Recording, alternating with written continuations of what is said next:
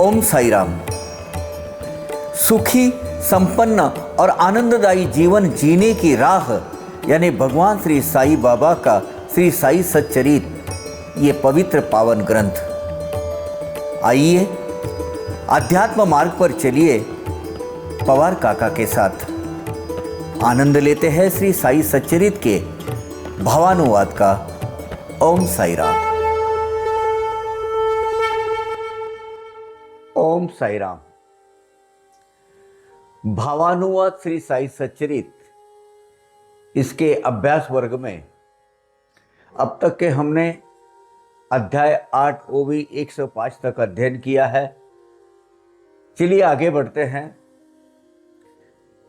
नई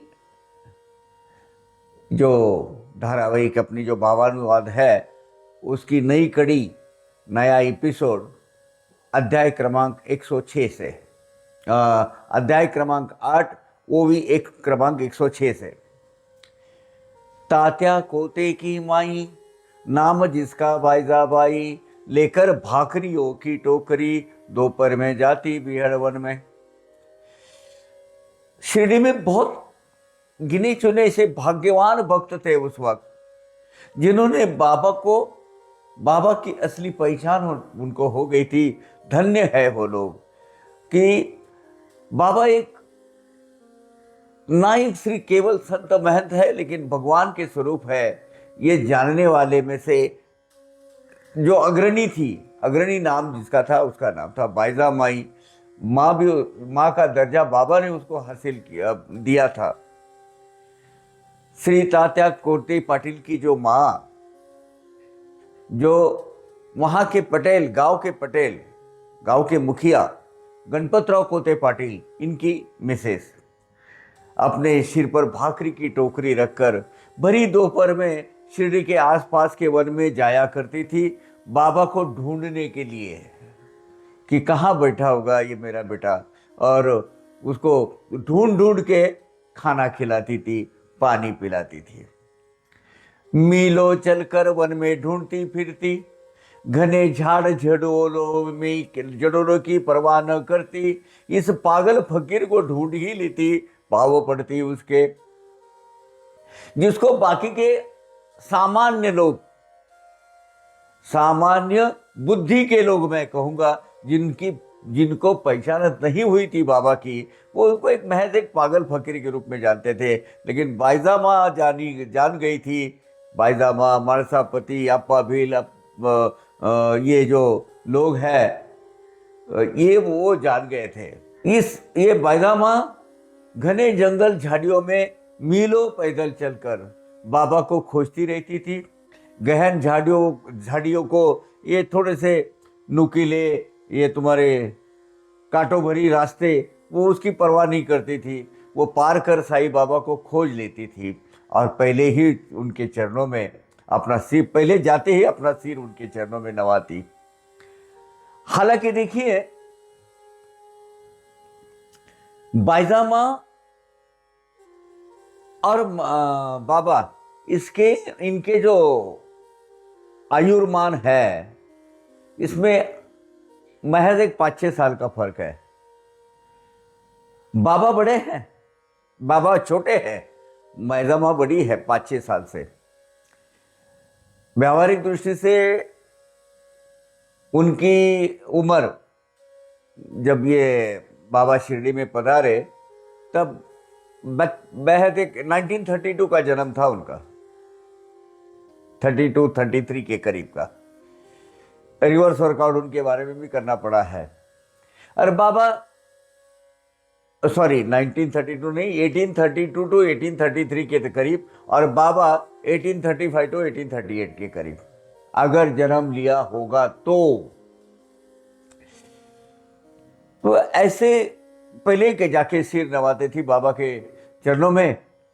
कितनी महानता उसके सत्व की, भाजी भाकरी के लिए सूखी, जंगल में भरी दोपहर में जाती, भोजन करवाती बाबा को। बाईजा माँ के व्यवहार, मतलब आंख से आंसू आते हैं। क्या तपश्चर्या ये माँ की। बाईजा माँ के व्यवहार, धीरता, महिमा का क्या वर्णन किया जाए। तपती दोपहर में जंगल झाड़ियों में तीसरे प्रहर तक मारे मारे फिरना और बाबा की खोज करना और उनको नमस्कार करके चरण वंदन करके गीली सूखी भाकरी उनको खिलाना, उनको अर्पण करना और फिर पानी का जो घड़ा छोटा सा लेती थी साथ में, वो पानी पिलाना और आना। ये व्रत बन गया था बाईजामा का। ऐसा उसका तपाचरण, बाबा भी न भूले आमरण, किया उसके पुत्र का कल्याण स्मरण पूर्वक।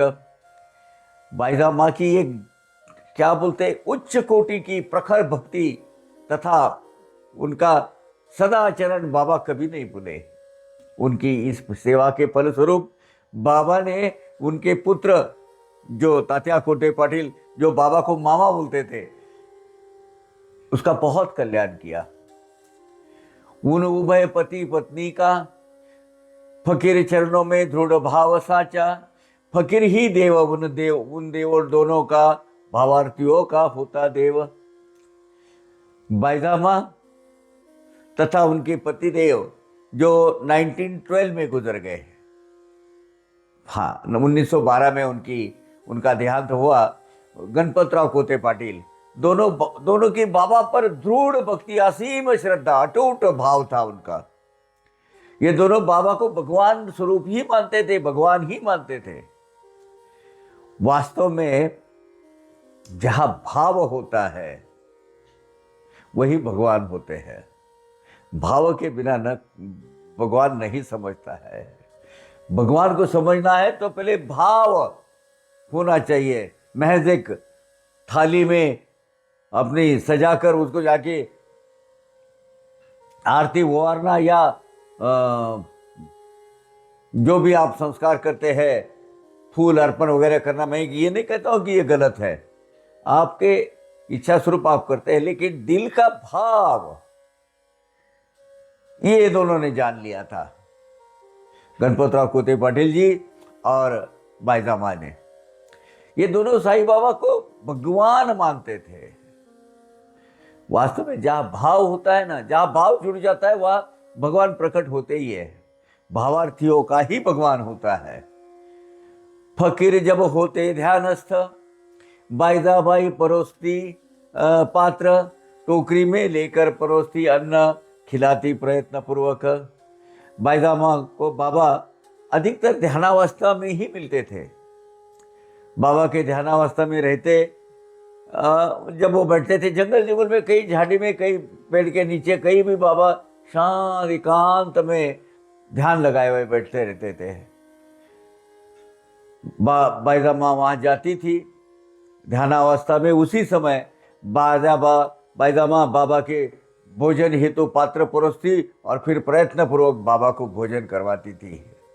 फकीरी अव्वल बादशाही, चिरंतन रहती फकीरी ही, अमीरी की आयु पल भर ही, क्षण भर की, ऐसा बाबा किस कहते सदा।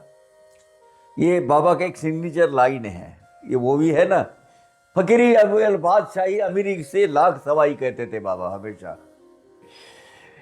फकीरी ही निरंतर टिकती है। फकीरी ही जीवन का वास्तव सत्य है और यही ऐश्वर्य है। अपनी जो जीवन पद्धति, जीवन प्रणाली अपने हिस्से में आई है, अपने पूर्व संचित पूर्व कर्मानुसार और भगवान के कृपानुसार, ये जिस हालत में हमें रखा है वो समाधान पूर्वक और क्या बोलते हैं, बड़ी संतुष्ट पूर्वक अगर हम जीते हैं, वो फकीरी है। फकीरी का वास्तव ये फकीरी ऐश्वर्य है। संपन्नता की या भौतिक चीजों से भरी पूरी जिंदगी ऐश्वर्य की अपेक्षा फकीरी अति श्रेष्ठ है, ऐसा बाबा हमेशा कहते थे। क्यों? वो कहते थे ऐश्वर्य क्षणभंगुर है, ये नहीं टिकने वाला ज्यादा। फकीरी ही अव्वल बादशाही है। जंगल त्याग दिया आगे बाबा ने, लगे गांव में ही आकर रहने, लगे मस्जिद में अन्न प्राशन करने, निकष्ट निवारे माई के।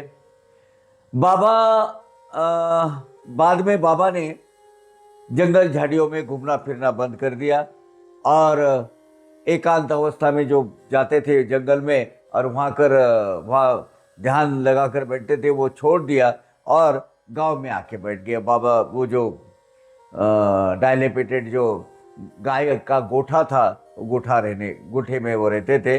पहले वो पड़की मस्जिद नाम से जाना जाता था। मेरे एक दूसरे एपिसोड में मैंने उसका सविस्तार से वर्णन किया है।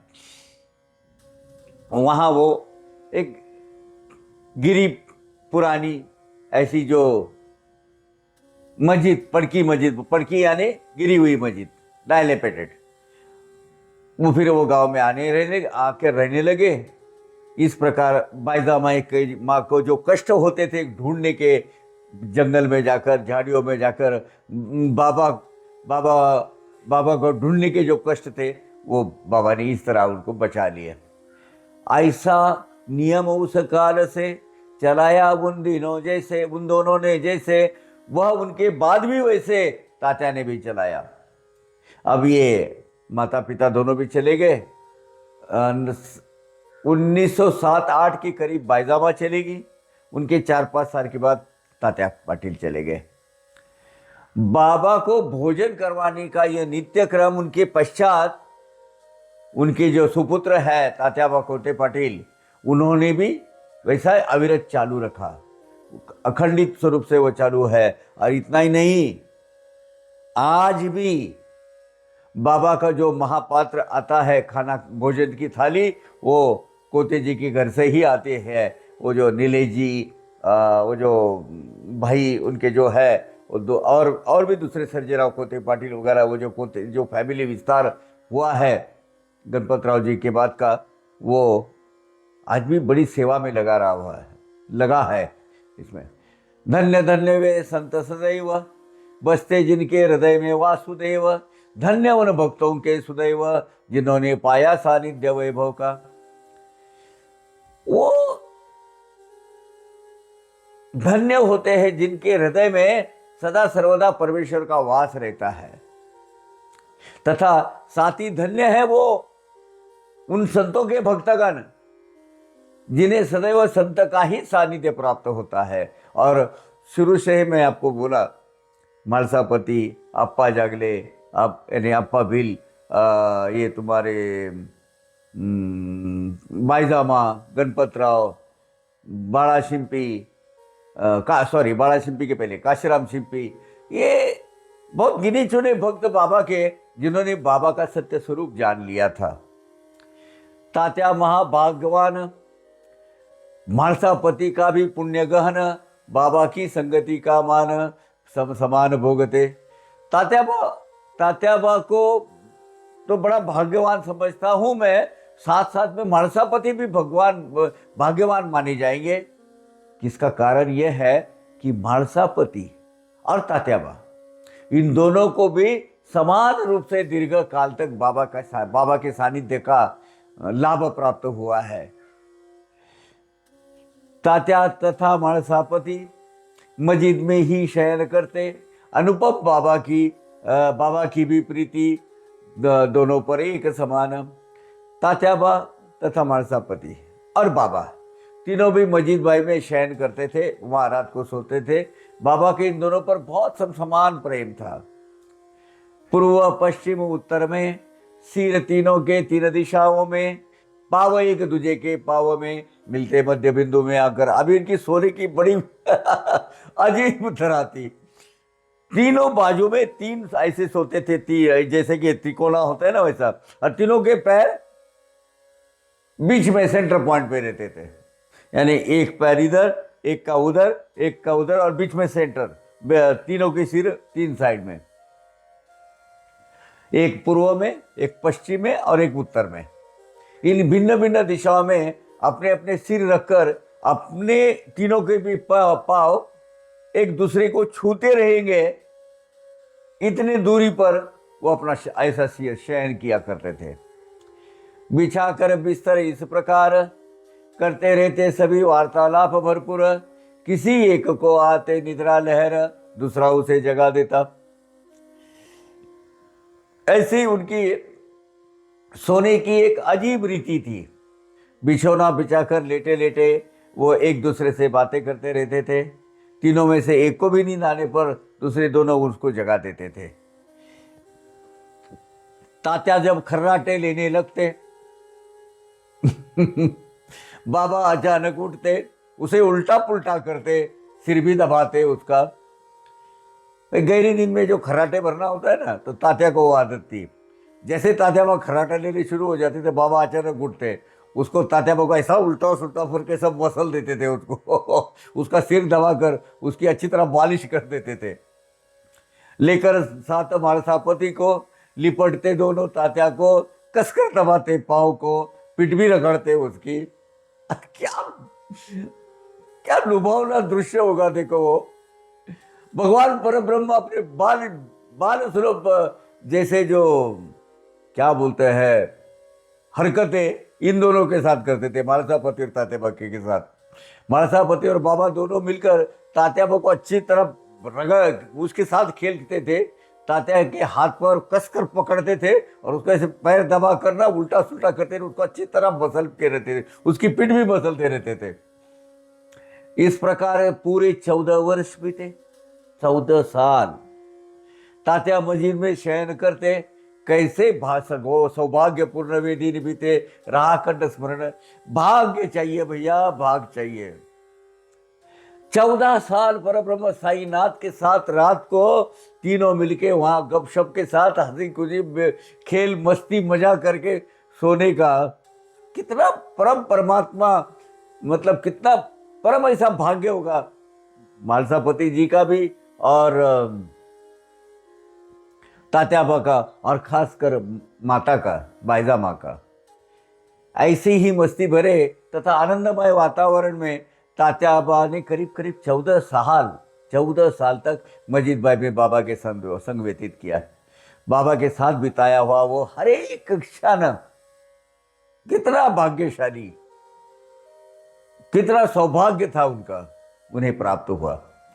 उनका यह समय सदा याद रहेगा। और मुझे नहीं लगता कि जिस जीवात्मा का मरण अपने ऊपर लिया है परमात्मा ने, उसको फिर से जन्म नहीं। तात्या बाबा को तो हमेशा के लिए मुक्ति मिल गई। आज भी लेडी बाग में उनकी समाधि स्थल है उनका।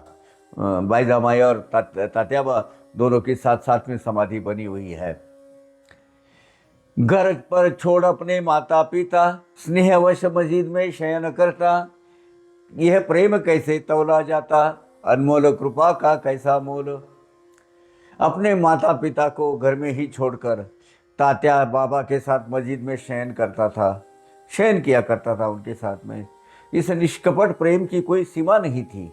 इस प्रेम भाव का मोल चुकाया नहीं जा सकता था।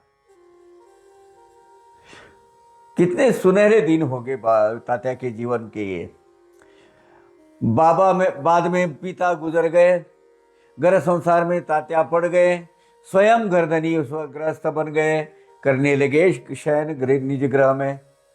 बाद में कुछ समय पश्चात तात्या के पिताश्री का निधन हो गया। जैसे मैंने कहा 1912 में चले गए वो।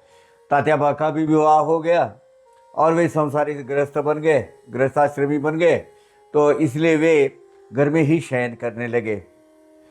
हो वे जो ऐसा निष्ठा भाव, मिले उसी को साई का अनुभव।